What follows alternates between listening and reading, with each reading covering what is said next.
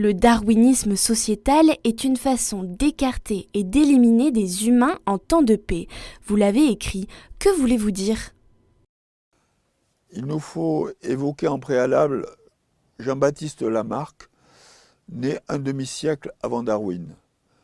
Ce naturaliste a défendu la théorie de l'évolution.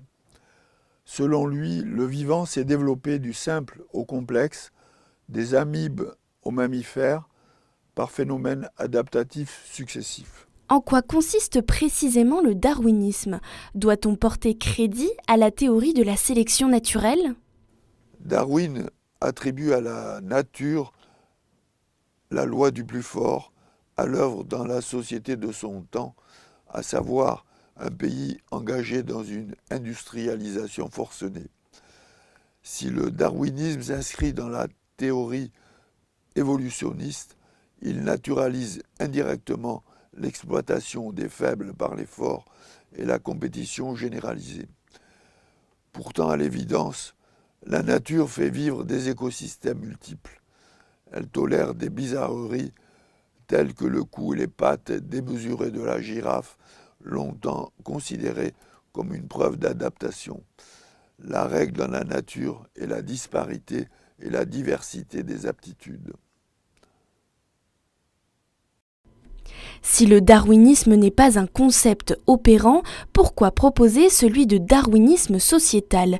Et qu'entendez-vous par là ?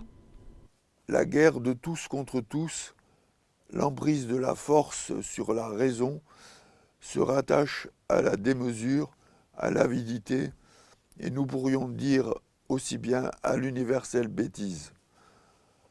Le darwinisme sociétal n'a rien d'un phénomène naturel. Il correspond au déchaînement des forces de l'argent de par le monde, à la mise sous tutelle numérique des populations, au renforcement continu du phénomène bureaucratique, aux violences de toute nature, à l'obscurantisme idéologique sous toutes ses formes, à l'exaltation continue des passions les plus primitives et les plus médiocres. Il menace les civilisations dans ce gazon de plus respectable. Nous entendons donc par darwinisme sociétal les procédés convergents de marginalisation et d'élimination des faibles par les forts au sein des sociétés humaines. Dans ce cadre, les addictions ? Les addictions de ce point de vue sont exemplaires. Elles rapportent. Elles font vivre beaucoup de professions en puisant dans le budget collectif. Elles anesthésient l'esprit critique et le sens des responsabilités. Elles marginalisent et éliminent. Les addictions ont un rôle majeur dans le darwinisme sociétal qui se développe sous nos yeux.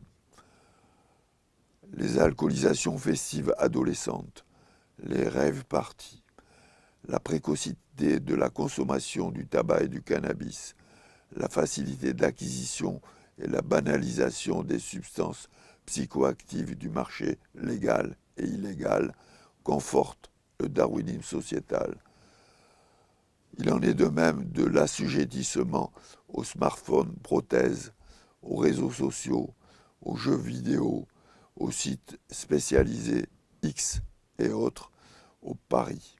Le tout participe à la déshumanisation du monde. Vous décrivez une situation de crise.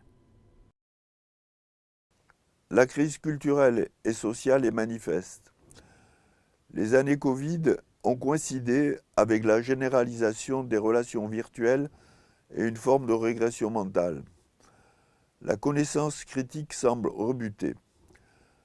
La faillite du système éducatif, coincé entre réforme et corporatisme, la dislocation des liens familiaux, la néo-taylorisation du travail incombant de plus en plus aux clients, les pseudo-libertés encouragées par l'idéologie libérale libertaire, l'anomie cosmopolite des mégapoles et les crispations identitaires participent au processus. Le tout conduit à une évolution des personnalités. Elles sont moins solides, plus instables, moins fiables, plus vulnérables. Vous n'incitez guère à l'optimisme. L'optimisme ne consiste pas à pratiquer le déni des réalités. Le pessimisme d'observation ouvre à une réflexion active. Celle-ci permet d'initier et de faire vivre des contrefeux. De nombreux patients nous donnent des raisons d'espérer. Leurs ressources peuvent être confortées. Il s'agit d'aider les personnes en difficulté à reprendre du pouvoir sur leur vie. La nature nous apprend aussi la solidarité. Elle participe, selon Spinoza, à la spiritualité.